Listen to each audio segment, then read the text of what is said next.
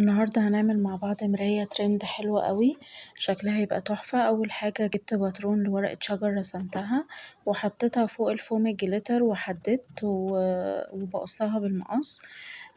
حطيت ورقتين فوق بعض عشان اخلص بسرعة. انا هعمل واحدة سيلفر وواحدة بيضة. كده انا عملت اتنين وبعمل اتنين تانيين، وعملت كمية حلوة قوي. بصوا عملت قد ايه عشان هلفها حوالين المراية، هلزقها داير ما يدور المراية. هلزق واحدة سيلفر وبعد كده هلزق واحدة بيضة. شوفوا معايا الفيديو للآخر عشان بجد هتستفيدوا، هتعملوا ديكور حلو قوي في البيت ومش هيكلفكوا اي حاجة. هحط واحدة سيلفر تانية، بعد كده واحدة بيضة،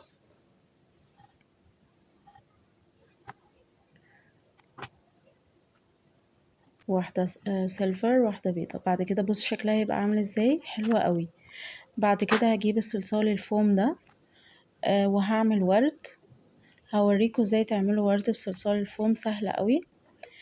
هجيب كور كده، هعملها كور صغيرة والزقها مع بعضها 5 كور بالظبط، والزقهم في بعض كده بحيث ان هما يعملوا لي شكل دايرة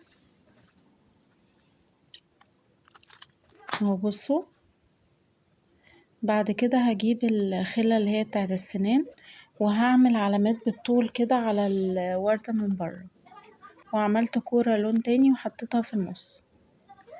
بعد كده دلوقتي هعمل وردة تانية لون بينك. بصوا اهو بنفس الطريقة 5 كور وبلزقهم في بعض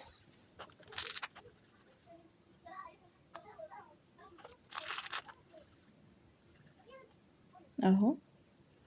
بعد كده هجيب الخلة بتاعت السنان، وبصوا بعمل خط ازاي عشان تدي شكل الوردة، وبجيب كورة لبني واروح حطها في النص. بصوا بقى عملت الكمية دي كلها، هروح جايبة بقى مسدس الشمع ولزقاه، ولزقة الورد حوالين المراية.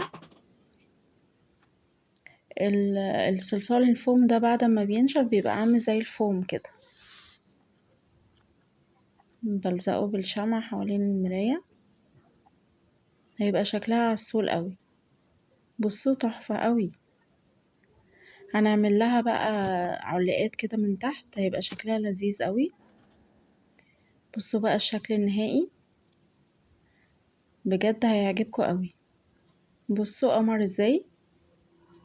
لو عجبكم الفيديو ما تنسوش اللايك والشير.